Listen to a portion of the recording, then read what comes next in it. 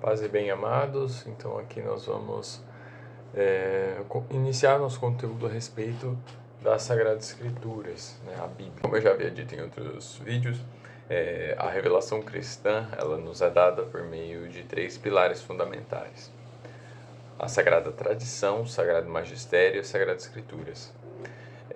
Então, ao começar pelas Escrituras, nós já temos a Torá, né, dos judeus, que são os livros do Antigo Testamento. Nós dividimos a Bíblia em 2 partes, em Antigo Testamento e Novo Testamento. Antigo Testamento, tudo o que vem antes de Jesus. E Novo Testamento, com a vinda de Jesus, né, na verdade um pouco antes, porque mostra a família dele e tudo, e após, né, Jesus Cristo. Então, qual é a função de cada um desses pilares, né, digamos assim? A tradição, o magistério, né, e das escrituras. Bom, todas elas se complementam, elas fazem parte de um todo. Tradição significa transmitir, né, passar adiante, do latim traditio.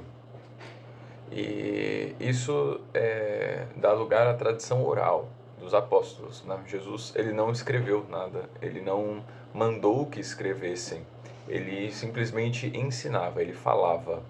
E nós podemos ver isso, né, que não só historicamente, mas também nas escrituras, que os apóstolos eles ensinavam falando, eles escreveram depois, né? Primeiro foi a tradição oral, como vai nos dizer São Paulo na carta aos Coríntios, também aos Colossenses, e não só, assim como nós vemos nas Escrituras uma tradição oral, nós vemos também o magistério. O magistério, ele é a voz, né, da igreja, basicamente. Então, é o magistério que vai discernir com o auxílio do Espírito Santo o que é e o que não é palavra de Deus para nós. Sejam essas palavras dentro das Sagradas Escrituras ou não. Isso inclui revelações, acontecimentos, né, da história, cuja igreja faz os documentos, né, explicando e, enfim, né, dando todo o contexto filosófico, teológico daquilo e o que isso significa para nós. A Bíblia, como nós conhecemos hoje, Antigo e Novo Testamento, ela é a junção, né, da tradição com o magistério. Foi o magistério que compilou os livros, porque os livros do Antigo Testamento, os evangelhos, as cartas, estavam espalhadas ali por toda parte ali, Mediterrâneo, Ásia, Europa. Os livros estavam espalhados. E quem compilou isso interpretou da maneira correta e disse, olha, isto aqui é a palavra de Deus, foi o magistério, né? É o magistério. O magistério, ele é aquele que faz esse discernimento do que é e o que não é. Aí muitas pessoas falam, mas eu não acredito no magistério da igreja. Tudo bem, você pode não acreditar, mas em algum magistério você vai ter que acreditar. Nem que esse magistério seja você mesmo. Segundo as palavras de Jesus Cristo, que as portas do inferno não iriam prevalecer sobre a igreja que ele instituiu sobre Pedro, né, e nisso ele está falando diretamente com os apóstolos, nós acreditamos que a igreja é conduzida pelo Espírito Santo. E nisso há um dom, que é o dom da inerrância. Diz algo em matéria de fé, quando ela afirma algo, quando ela nos ensina, nós cremos que ali há um dom do Espírito Santo que faz com que ela não erre. E isso também vale para os papas, porque eles dizem documentalmente, né, através da igreja, do magistério, essa questão da inerrância, né? E isso também vale para as Sagradas Escrituras.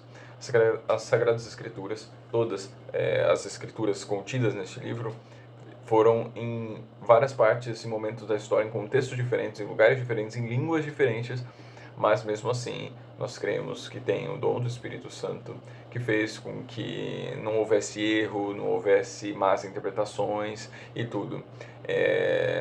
Isso é a nossa fé. Mas se né? E o nosso dever, né, é acreditar, né? Jesus pediu para que nós acreditássemos, mas mesmo assim, né, nós crendo, nós podemos constatar racionalmente, por exemplo, através dos escritos que foram encontrados aí no Mar Morto um tempo atrás, e foram escritos da época mesmo, né, de 2000 anos atrás, e se conviu que eram escritos dos Salmos, alguma coisa assim, e estavam idênticos. Também foi encontrado um documento chamado Didaquê, que é basicamente o catecismo dos apóstolos, né? Foi escrito do ano 93, alguma coisa assim, do primeiro século. E lá já tinha o formato, basicamente, né, da igreja que nós temos hoje, dos ensinamentos que a igreja nos transmite hoje sobre padres, confissão, né, os sacramentos. A igreja, ela não foi tornada o que ela é hoje, né? Ela nasceu. Claro que ao longo dos séculos houveram mudanças, mas a essência da igreja foi sempre a mesma. E ela não muda, né? A igreja, ela é hoje aquilo que foi na Idade Média e aquilo que foi na época de Pedro e os apóstolos ali com Jesus. Claro que em graus maiores, né, e menores de perfeição e imperfeições, mas essa é a nossa fé, né? Nós cremos, embora através dos estudos nós podemos também comprovar e constatar muitas coisas, mas a igreja nos convida a crer antes de crer pela razão, né? Se você está crendo com uma prova, não é muito fé, né? A fé é você acreditar sem ver, ao dom, né, do Espírito Santo, da inerrância nas Escrituras. Nós cremos também que as Escrituras Sagradas, elas são palavra de Deus. Mas nem toda a palavra de Deus está nas Escrituras Sagradas. Porque Deus nos fala através das Escrituras Sagradas, mas Ele pode nos falar também de outro modo. Como, por exemplo, o próprio magistério. Como também de modo mais pessoal. Então, a palavra de Deus vai muito além das Escrituras da Bíblia. Também outra coisa, né? Nós cremos que, acima de tudo, a palavra de Deus, ela é uma pessoa, não é um livro.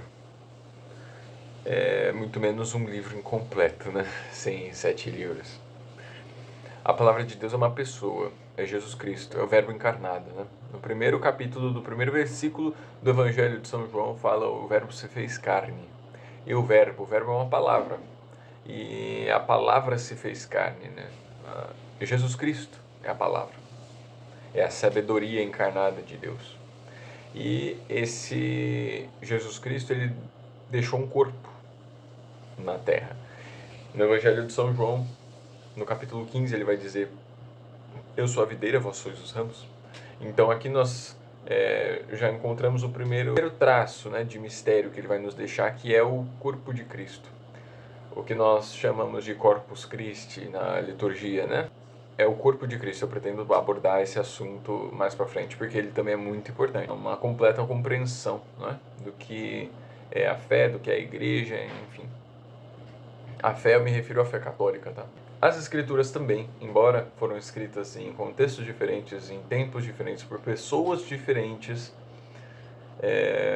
elas estão completamente interligadas, tá certo? Então, o centro das escrituras, a parte mais importante delas é, sem dúvida, os evangelhos.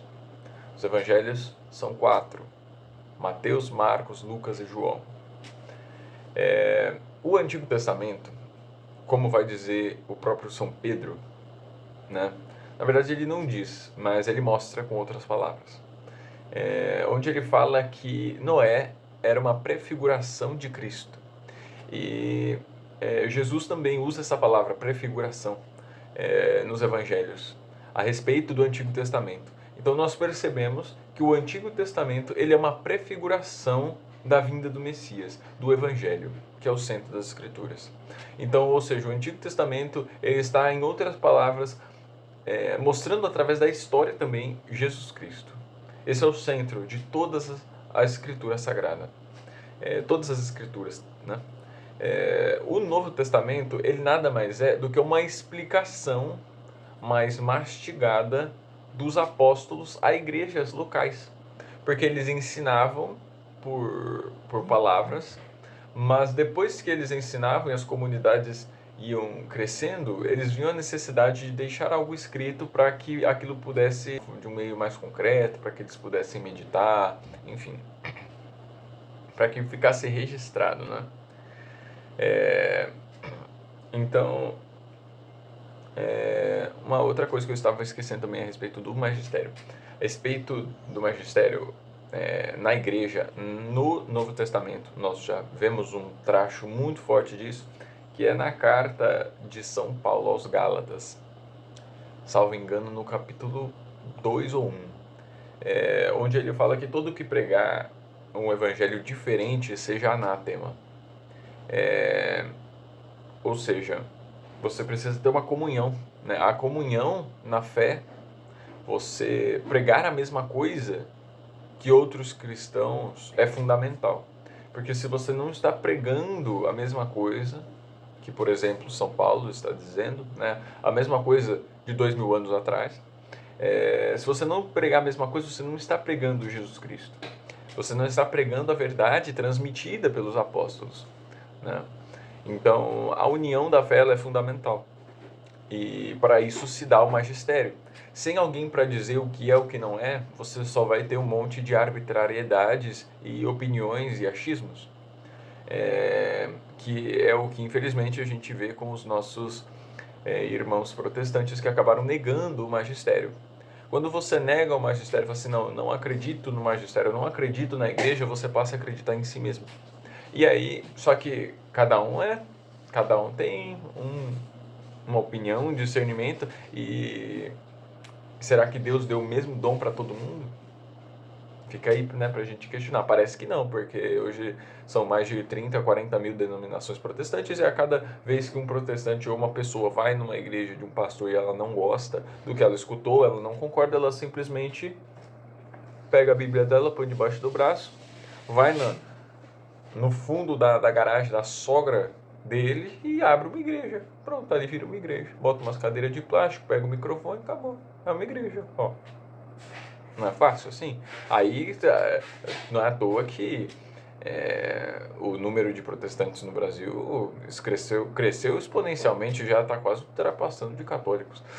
Eu fui numa cidade uma vez e eu vi justamente isso. O cara abriu na garagem dele, de dia era garagem normal e de noite virou igreja. Tirou o carro, botou as cadeiras, botou o microfone e detalhe, outras pessoas fizeram a mesma coisa. Então tinha várias igrejas assim na mesma rua, né? Igrejas, é a casa da pessoa ali, né? Enfim.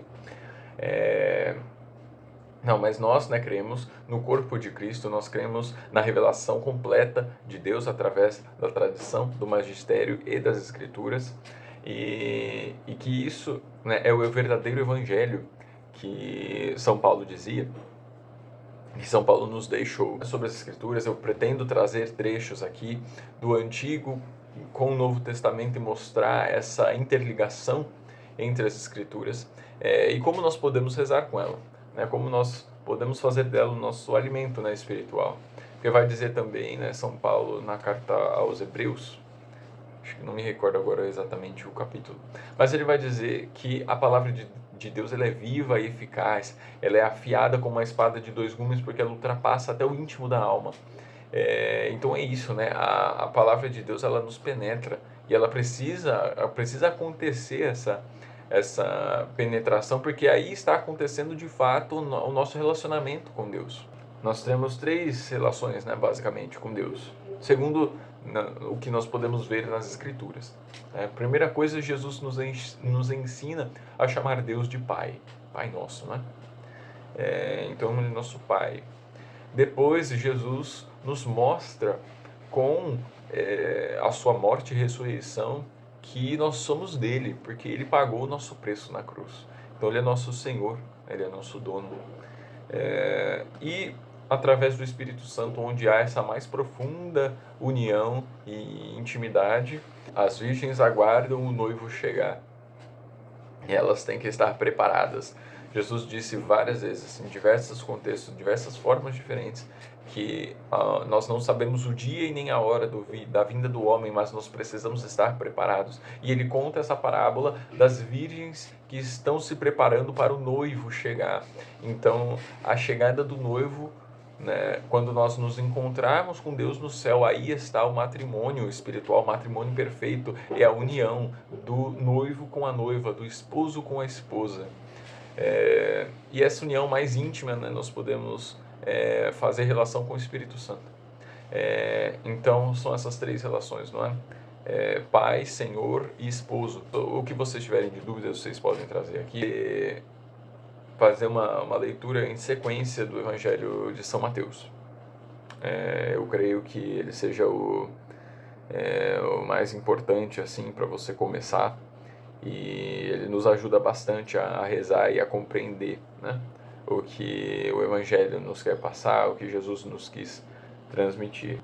Nos vemos aí nos próximos vídeos. Assista os demais que tem aí sobre as virtudes teologais, são bem importantes. Ajude a compartilhar se você puder. E isso, eu vou ficando por aqui. Muito obrigado. Tchau, tchau. Salve Maria.